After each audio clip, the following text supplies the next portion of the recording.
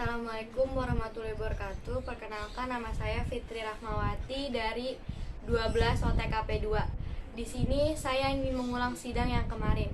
Yang pertama, latar belakang.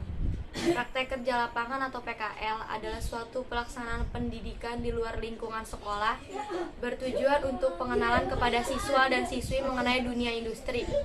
Upaya ini dilakukan dalam rangka meningkatkan kualitas ilmu bagi siswa dan siswi dan juga menciptakan tenaga kerja yang profesional dari lulusan sekolah menengah kejuruan. Untuk mencapai hal itu, pihak sekolah melaksanakan kerjasama dengan pihak kelurahan. Untuk itu, pihak berhak memberikan pelatihan dan juga pendidikan secara praktek dalam aspek teknis dan non-teknis. Yang kedua, maksud dan tujuan.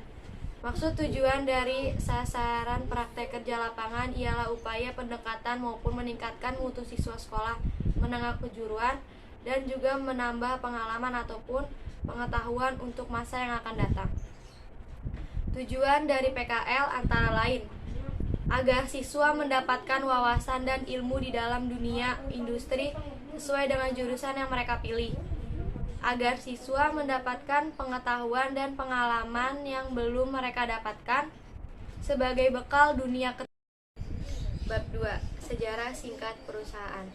Berdasarkan Peraturan Kota Bekasi Nomor 4 Tahun 2004 tentang pemekaran wilayah kecamatan dan kelurahan Kota Bekasi, bahwa Kelurahan Jatiwarna merupakan bagian dari 4 kelurahan yang ada di wilayah kecamatan Pondok Melati, Kota Bekasi, dengan jumlah RW sebanyak 11 RW dan 67 RT. Visi dan misi Kelurahan Jatiwarna. Visi merupakan pandangan ideal masa depan yang ingin dicapai dan kemana tujuan dan apa yang akan diwujudkan suatu organisasi di masa depan. Visi haruslah mampu menarik, menggerakkan anggota organisasi untuk komitmen terhadap visi tersebut. Harus konsisten tetap eksis. Karena itu, perumusan pernyataan visi perlu secara intensif dikomunikasikan kepada segenap anggota sehingga semuanya merasa memiliki visi tersebut. Misi kelurahan. Misi adalah pernyataan yang menetapkan tujuan instansi pemerintah dan sasaran yang ingin dicapai. Misi menjelaskan mengapa organisasi itu ada, apa yang dilakukan, dan bagaimana melakukannya. Misi adalah sesuatu yang dilaksanakan atau diemban oleh instansi pemerintah sebagai penjabaran dari visi yang telah ditetapkan. Dengan pernyataan misi diharapkan seluruh pegawai dan pihak yang berkepentingan dapat mengenal instansi pemerintah dan mengetahui peran dan programnya serta hasil yang diperoleh di masa mendatang. Tujuan kelurahan merupakan penjelasan dari pernyataan misi. Tujuannya merupakan hasil akhir yang diinginkan dalam jangka 1 sampai dengan 5 tahun. Tujuannya yang telah ditetapkan oleh Kelurahan Jatiwarna. 1. Meningkatkan kesejahteraan masyarakat, kualitas pendidikan dan kesehatan. 2. Meningkatkan kesejahteraan masyarakat. 3. Terwujudnya keamanan, ketertiban, dan kenyamanan di masyarakat. 4. Terwujudnya toleransi, kerukunan, dan saling menghormati antar umat beragama. Bab 3. Landasan teori. Pengertian administrasi perkantoran. Pengertian administrasi perkantoran ialah serangkaian aktivitas rutin di dalam organisasi yang berhubungan dengan pengelolaan data maupun informasi guna mencapai tujuan tersebut.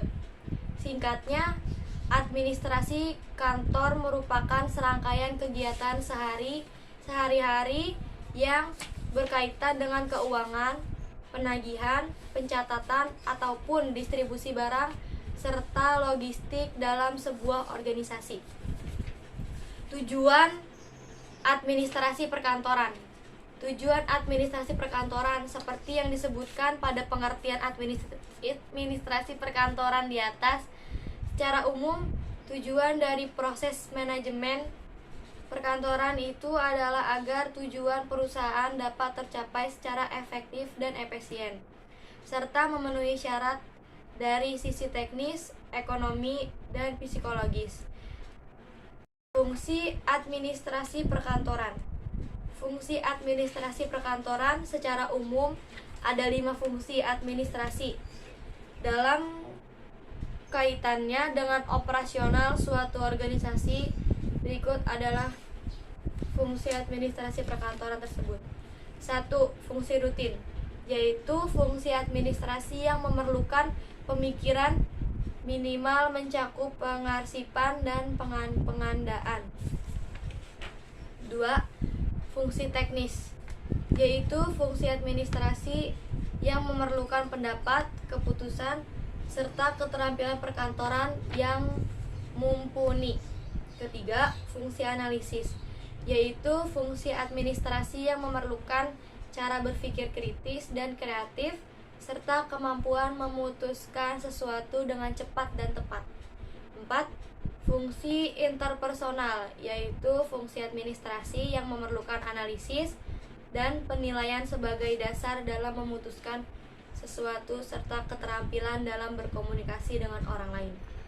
Yang kelima, fungsi manajerial, yaitu fungsi administrasi yang memerlukan perencanaan, pengorganisasian, pengukuran, memberikan motivasi. Bab 4. Pembahasan masalah. Analisis permasalahan yang timbul.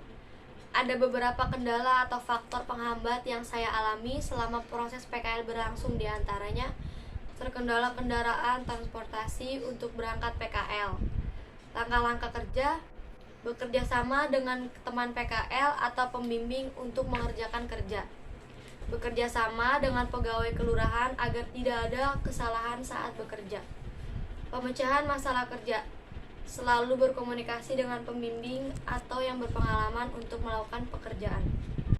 Bab 5. Penutupan. Kesimpulan, program PKL adalah dalam bangku sekolah menengah kejuruan merupakan salah satu kegiatan yang bagus untuk membentuk pribadi unggul bagi para siswa itu sendiri. Hal ini berdasarkan apa yang telah dialami oleh saya, yang mana saya banyak sekali mendapatkan manfaat dalam proses PKL tersebut.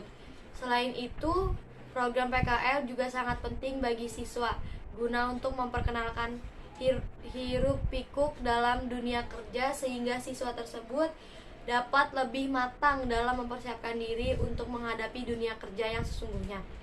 Setelah habis masa studi dalam institusi pendidikannya, berkat program PKL ini, saya disadari oleh berbagai macam nilai-nilai yang ada dalam dunia kerja, seperti bagaimana menjadi sosok pemimpin, berpakaian rapi, pentingnya disiplin dalam waktu, berperilaku sopan, dan cara berinteraksi dengan sesama rekan kerja juga para pejabat setempat.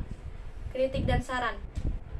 Saran saya untuk pembaca dalam menulis laporan PKL ini harus memperhatikan bagaimana teknik penulisan, baku atau tidaknya bahasa, dan info yang didapat tentunya terus harus valid. Sekian dari saya. Wassalamualaikum warahmatullahi wabarakatuh.